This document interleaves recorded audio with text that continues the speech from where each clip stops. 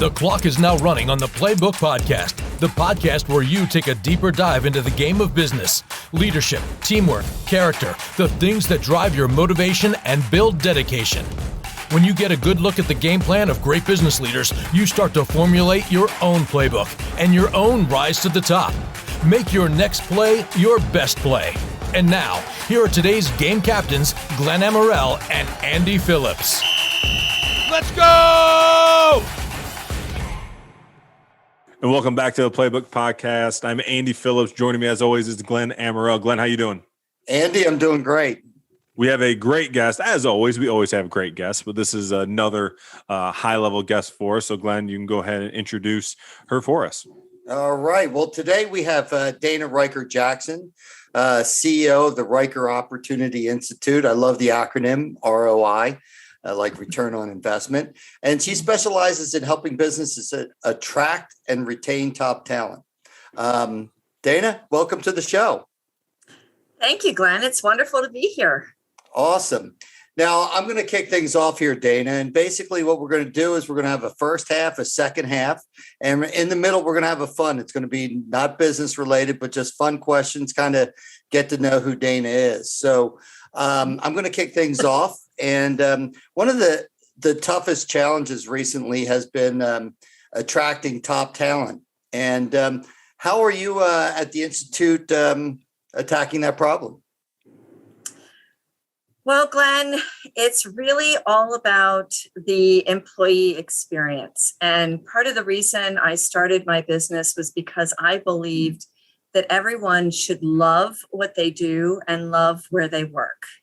And from my experience, what really influences that is the leadership. The leadership sets the tone for the culture. The leadership sets the tone for the values the organization operates by. And so the better tone, the better culture, then you have your employees talking to their friends about how much fun it is to work at, say, your Conic agency, or what meaningful work, the difference that they got to make that day with a particular customer. And when they can share those meaningful experiences with other people, then that gets people interested in working for your organization.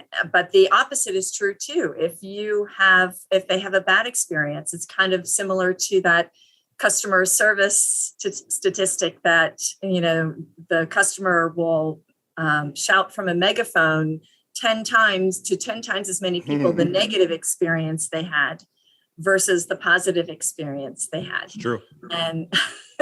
And so that's why it's really incumbent upon the leadership to really create that kind of workplace culture that allows everyone to show up and be at their best and enjoy what they do and enjoy the people they work with.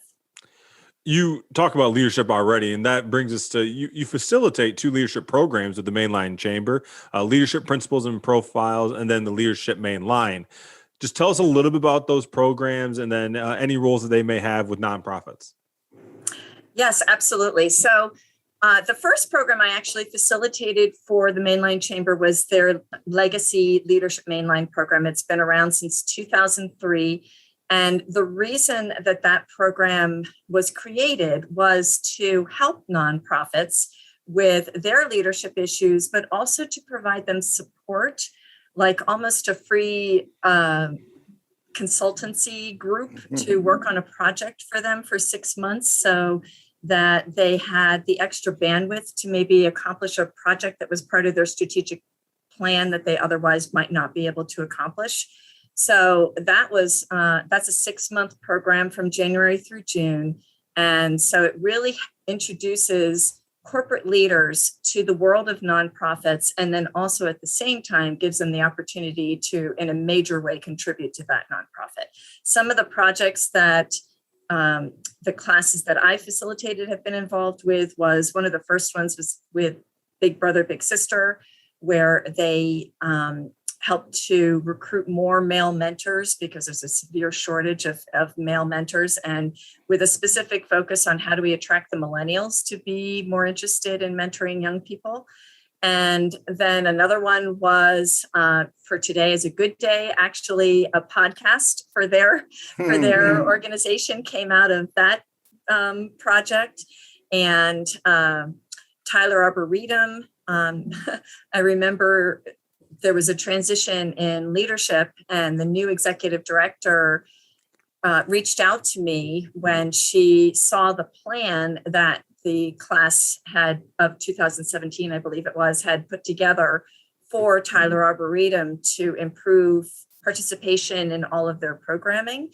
And she called me to thank me because she said, as a new executive leader, she has to come in and set the vision and have the plan for how to implement that vision. And she said that what we had put together, what the Leadership Mainline class had put together, was exactly what she had in her head, already down on paper, ready to implement. So she said, awesome. Thank you. You saved me so much work. Right. So that's just a few examples as far as how nonprofits are impacted. And then obviously leaders are having an opportunity to actually apply the skills that they're learning as part of the curriculum of the program while they're doing the nonprofit work.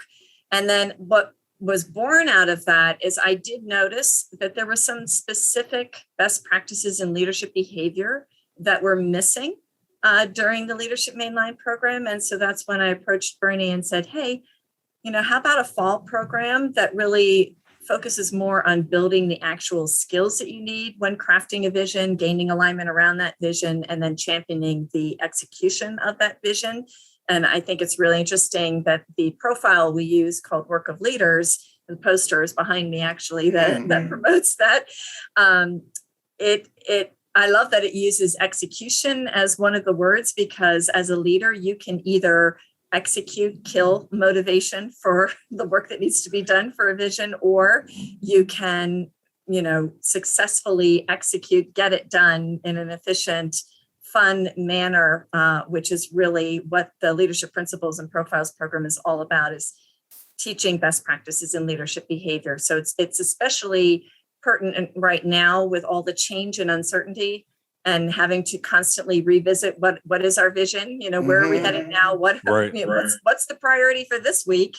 And then how do we get everybody, behind it in order to make sure that we're getting the work done we need to get done. Right. I know Andy and I are always talking about where leadership really comes from. There's a traditional that leadership's up here, but everyone should strive to be a leader. Without a doubt. Really, and I'm sure you advocate that as well. And like you were kind of alluding to a little bit, everything's changing at such a rapid pace. How has the job market permanently changed from the pandemic, and how do you address this going forward?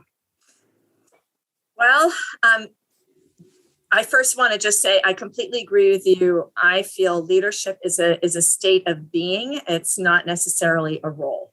I love that. It really is. It's making choices that are best for the people that you're with, as well as for yourself. And it has to be one of those win-win, situations. So the thing that has permanently changed is remote work is not going away. Not at all. Not at all. And the other thing that I think has permanently changed is the need for more flexibility and adaptability.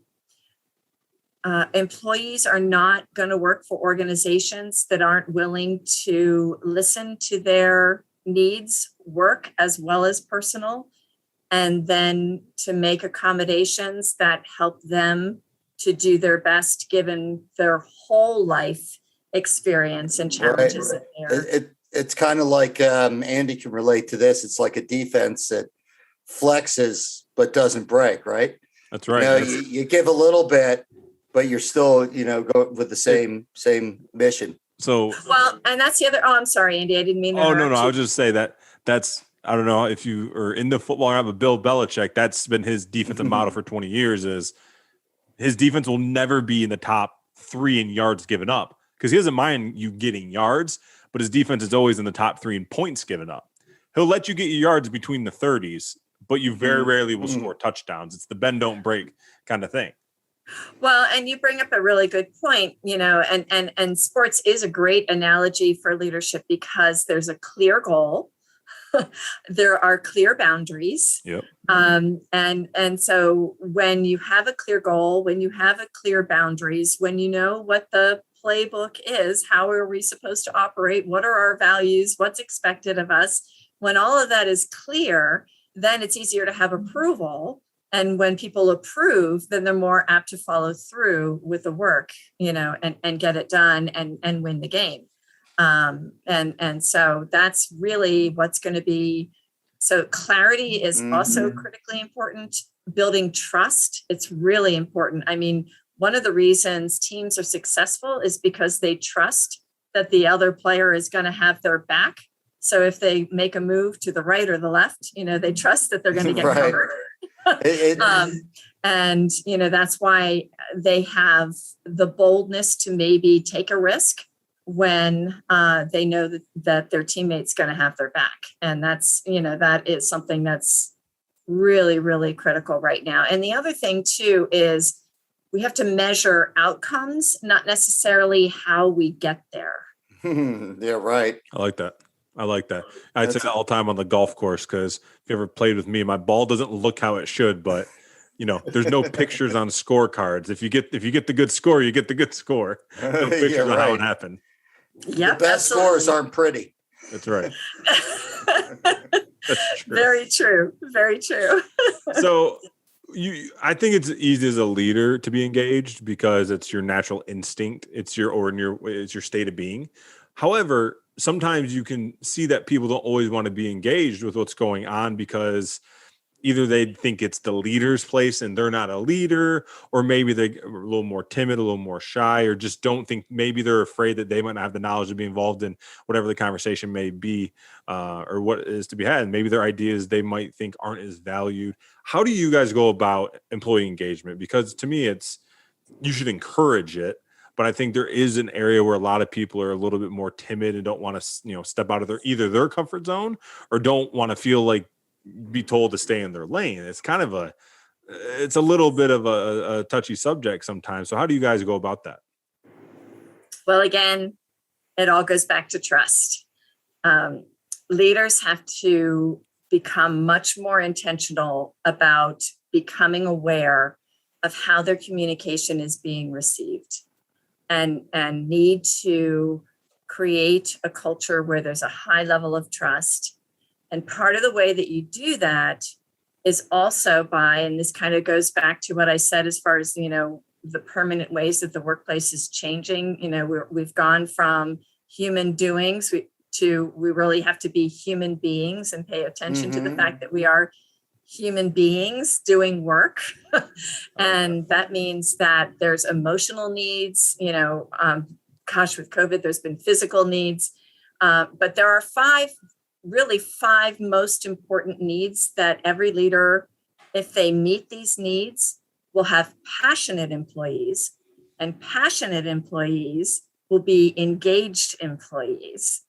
And when you have passionate and engaged employees, it also will increase the levels of trust and satisfaction they have with their work. So those five most important needs is the need, number one, to be respected. Number two, to have the opportunity to learn and grow, to feel included, to feel like you have the inside information, to do meaningful work, that the work that you're doing isn't just busy work, that it's actually has a purpose and is contributing to the overall outcome vision that you're trying to accomplish. And then to be on a winning team, to know when your work has won the battle or accomplished the goal, and to celebrate that. That's the fun part. And really the one that you mentioned, inclusion, is huge. When I was younger, I remember where I felt part of something bigger. It's like I'd do anything for them. It was not my duty. I'd do it. But when you feel like a number, if somebody says, hey, your 10-minute break was too long, you're like, I'm just giving you that and you're getting nothing else. And that's how I see people look at it, because we look at people as, clock punchers or people that really get engaged in what they do because they feel part of something bigger. So that was a great answer. Yeah, absolutely. And Gallup has done a lot of research on this too. And lately there's been some statistics that have come out that are really, outrageous as far, very high percentages of how trust really is a critical element for employee engagement. Absolutely. And for longevity and retention too. Mm-hmm. Yeah, that's very true. Especially in difficult times. Yep, absolutely. Because what's the whole thing? People might not always remember what you did, but remember how they made you feel. That's exactly right. A little Maya Angelou there. Glenn, you said that to me the other day. I believe was it you? Yes. The reason that was in my head. People won't remember what you said or what you did, but they will remember how you made them feel. And right. That resonated with me the first time I read that. I'm like, wow. It's so true. Perfect. Yeah, it sure is. It really is true. Yeah. Like, I remember that person. I don't know why, but I really like them. Like sometimes you really don't remember the moments, but you 100% remember like, I like that person. Or I don't like that person. You remember that. Right. Yeah, absolutely. And even during this pandemic, the companies that have been faring well are those companies where, the employees can say, my CEO really cared. He reached out. He or she took time, to find out how I was, what was going on with me, how was I coping. It went beyond just the workday of what needed to get. That's exactly, I think what we did is we reached out to our customers, said, hey, what do you need? How you feeling? It doesn't have to be about insurance. It's, hey, we're here. Exactly. And it makes a huge difference. Exactly. With that, Dana, we are off to halftime. The way we do halftime here, we peel back the curtain on who Dana is, not 9 to 5. Now I know you're not always just a 9 to 5, but you know what I mean? Let's really dig down to it. We call it a lightning round. If you have an explanation for something, we'd love to hear them. But we're going to spend probably about 3 minutes here in the halftime. So 10 questions, Glenn. And toss a secret one in. She's not expecting. That'll be fun. Now you put me on the spot. All right, how about this, Glenn? That's up to you. I'm going to do these 10. You come up with a special 11th. Okay. All right, you got it. Dana, are you ready for halftime? I think so. Question number 1. What is your favorite musician or band? I have a hard time with this one because I love all sorts of music. But if I had to pick my all-time favorite, I would say it's Mercy Me, which is a Christian rock band. Okay, great. What was that? Or you said you had a hard time. Was there a second place or was there like 18 second places? 18 second places. All right. What is your favorite sports team if you have one? EAGLES, Eagles. That's right. Well, we are 2 for 2 today with that answer. Yeah. All right. What is your favorite movie? Sound of Music. My mom loved that. When I was growing up, that was always on. Interesting. Oh, go ahead, Glenn. I was just in Vermont at the Trop Lodge. It was awesome. I got to see one of the baby, who's not a baby anymore, is about 80, but he was there, still runs the place. Yeah, it's pretty interesting. I actually went to Austria to see where it was filmed, and went to like the castle that they used, and wow. said that's awesome. That's great. Yeah, cool. Yeah. But unfortunately, there's probably many that are going to listen to this and going to say, "What's the Sound of Music?" I know, right? Very well could be.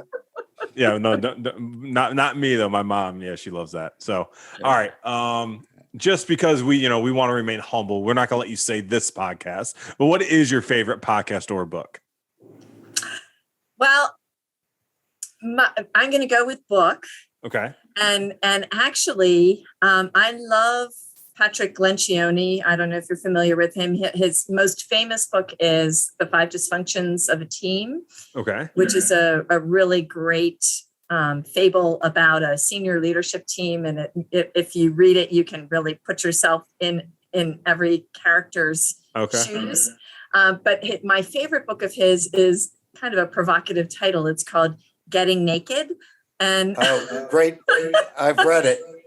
Have you read it, Yes, Glenn? yep. Mm-hmm. Yeah, and I love it because it really talks about not being afraid to ask what you think is a stupid question, because it could be the pivotal question that nobody's thought of that turns an organization in a completely different direction, or, completely changes the decision that's going to be made. So to just not be afraid of what you have to offer and contribute. I think Glenn and I take pride in asking the stupid question. Yeah, I'll tell you what, this is second career in risk management. It really escalated my learning by asking what I thought were the dumbest questions.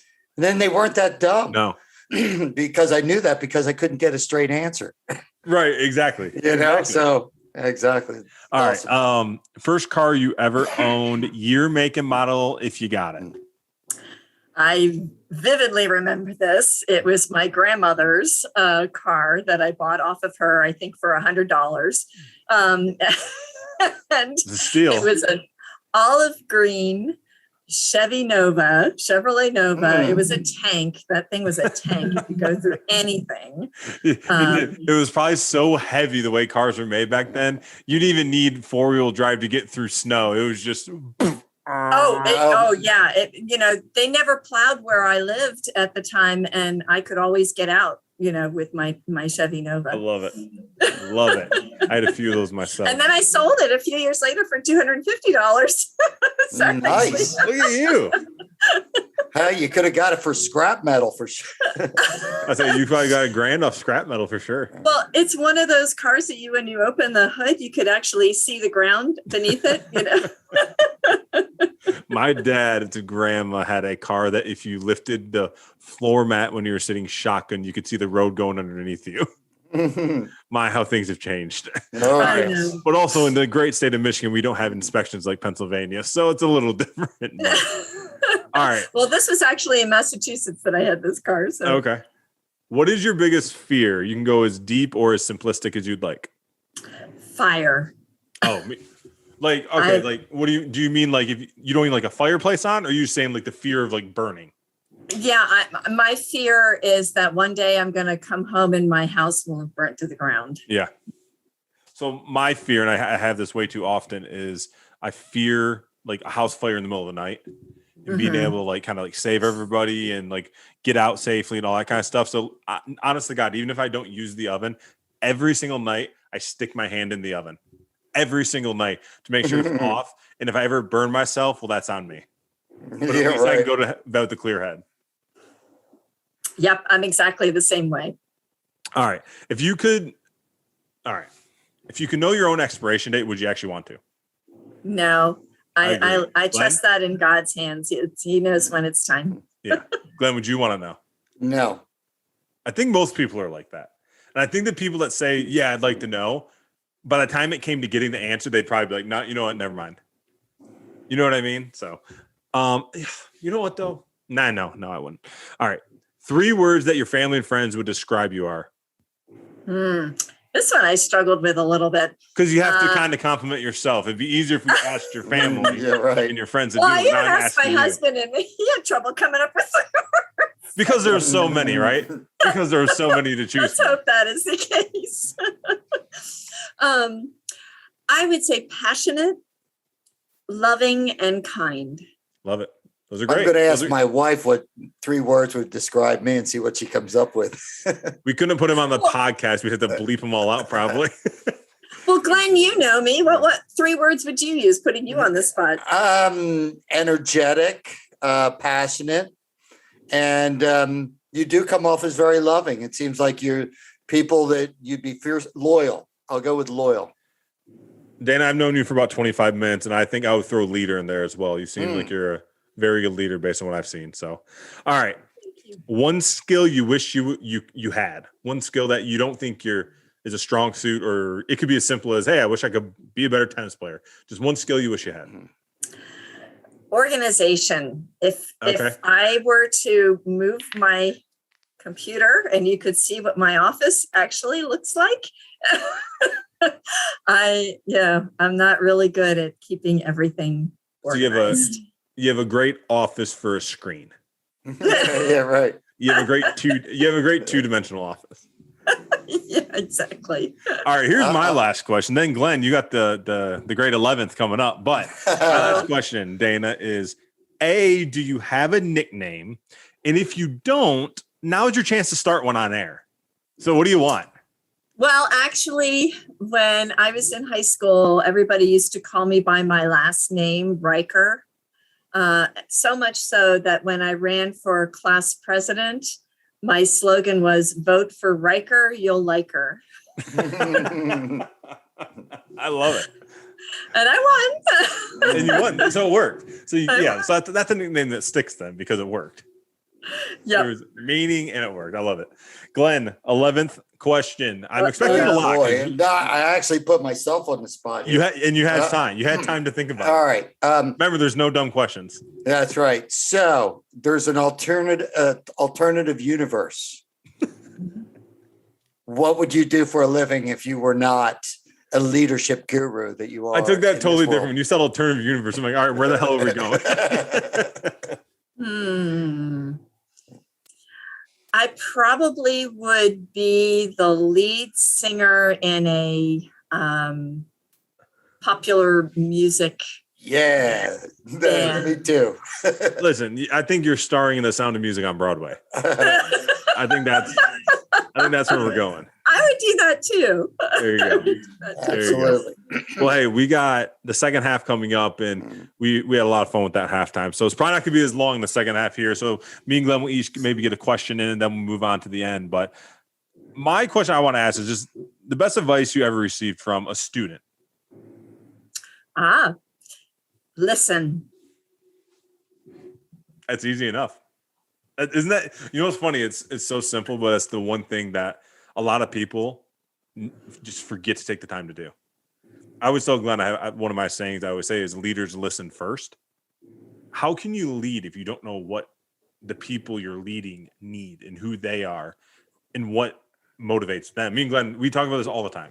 What was your leadership? And you're a cartoon guy. What didn't he have an extra ear or something? Yeah, so I drew this little, how like little characters you might see in like a newspaper or something like that. And it was like, don't be Fred. And it was basically a guy named, with a Fred name tag. And then instead of having 2 ears and one mouth, he had 2 mouths and 1 ear. Yeah, I love that. God gave you 2 of one thing and 1 of the other for a reason. Learn to use the 2. And probably in the same ratio, right? Yeah. And here's another little interesting fact for you as well. Listening is the #1 skill for building trust. So if you want people to trust you, listen. I love it. You were saying? Well, that's the reason we run this podcast. No, that's why we do this. So we learn. We do a lot of listening, and I'll tell you, we learn a lot. I'll say we love having other people, tune in and listen. But for me and Glenn, it's just fun to ask these questions, sit back, and just listen and learn. So we love that. So Glenn, on to you. Absolutely. So as a mentor, and this is basically what you do, how are you helping to shape future leaders? Well, I mean, you're right, Glenn. It really is the work that I do every day.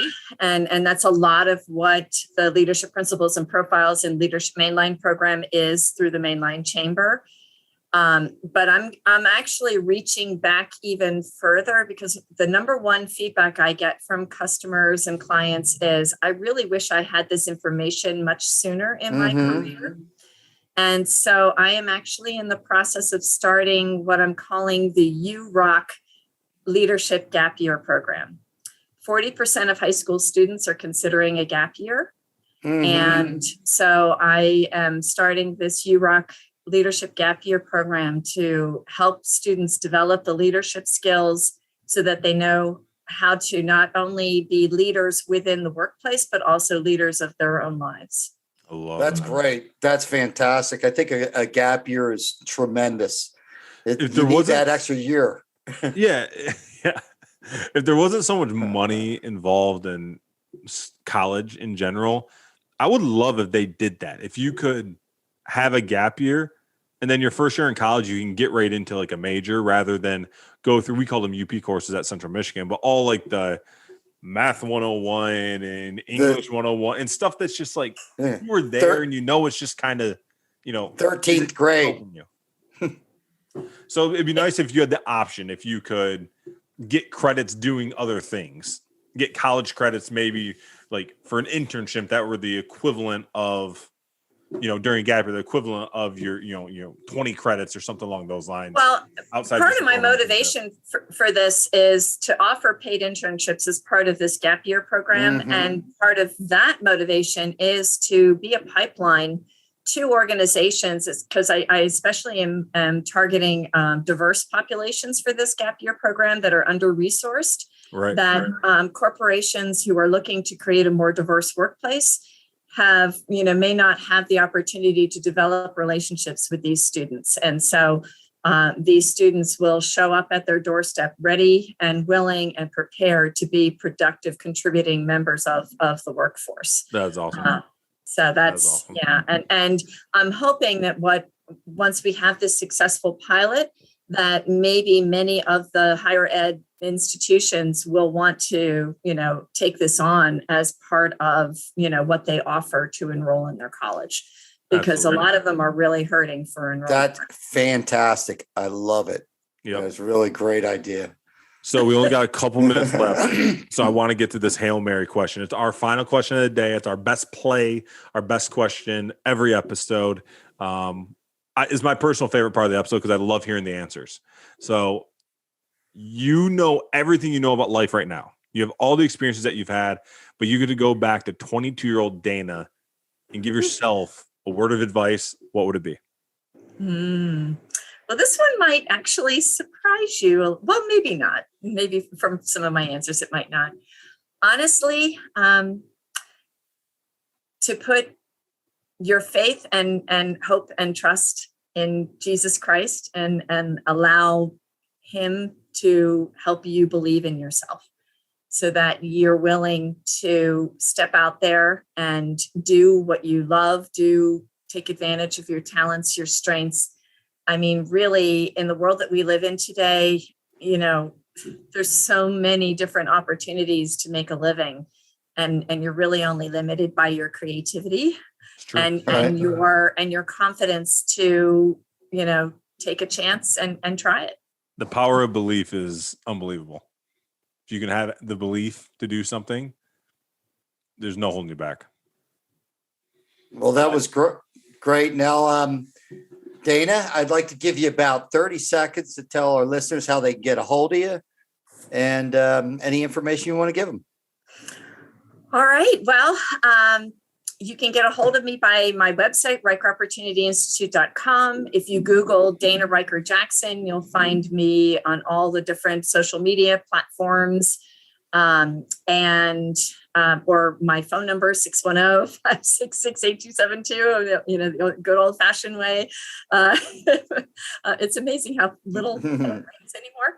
But really, if you are struggling right now with how to attract and keep top talent, if you're concerned about this tsunami they're talking about of people leaving organizations once the pandemic is over, or if you're concerned about your leadership bench strength, if you're considering retiring yourself, or you just really, your company is growing and you need to develop the leadership within and develop the talent within, because that's really the best way to retain your top talent, is to keep developing them and identify who can rise to the top as the leader of the organization. So if you need help with any of those things, reach out to me. I would love to work with you. All right. Well, Dana, thank you so much for joining us. And thank you for everybody listening. Please make sure to like and comment. My name is Glenn Amaral. I'm Andy Phillips. And till next time, what's in your playbook?